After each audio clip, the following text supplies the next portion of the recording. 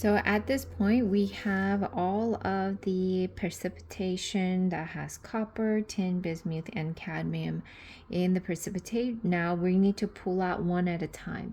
So the first one that we're going to pull out into the supernatant is actually the tin right here.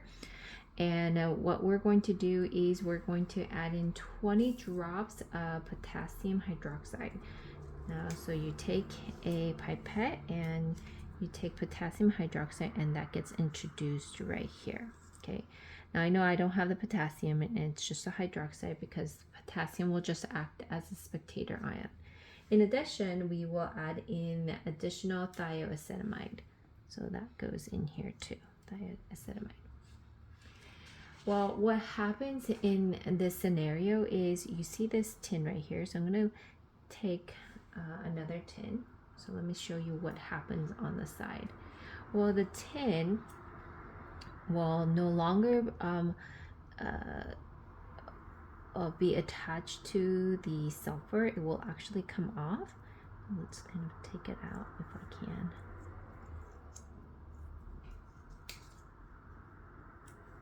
So it will come off, right? And what's going to happen is the hydroxide will actually surround the tin. We'll surround the tin like this, all around.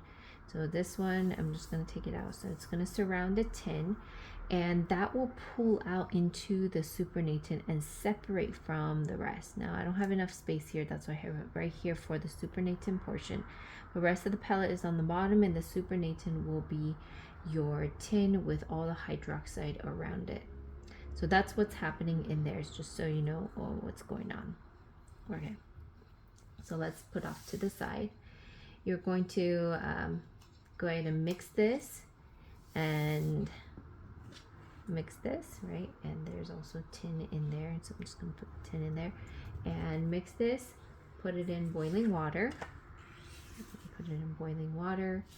Then balance it with a test tube with water, centrifuge it, allowing everything to go onto the bottom except for the tin will just kind of float on top. You're going to grab another clean 3-inch test tube. So let me grab another clean 3-inch test tube. And you're going to label this as tin ion. So here's my tin ion right there. Okay, that's what you're going to label. Because what you're going to do is you're going to decant the supernatant here by using the pasture pipette, and you're going to take this up, okay, the supernatant, and then put it back into this tin ion test tube. So you have your supernatant and the pellet, and then now they're separated.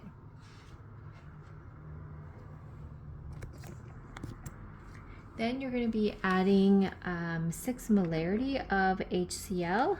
So here's my 6 molarity of HCl going into the tin ion. So this one we leave to the side, and we're just going to be working with this to see if indeed there is tin in there.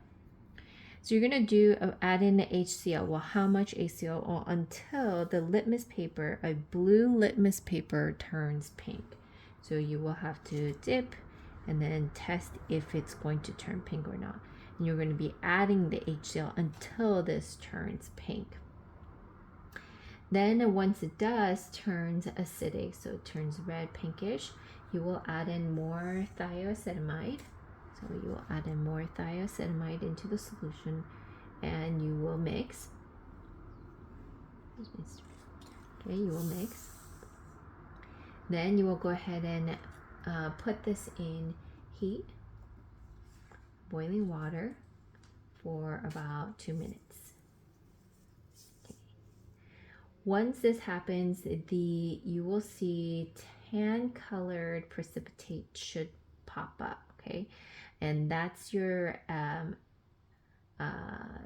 tin sulfide. So it will reform into the tin sulfide. Let me get that right real quick. So this should reform. Okay. So this should precipitate out and it should be a tan in color. So I have that image over here.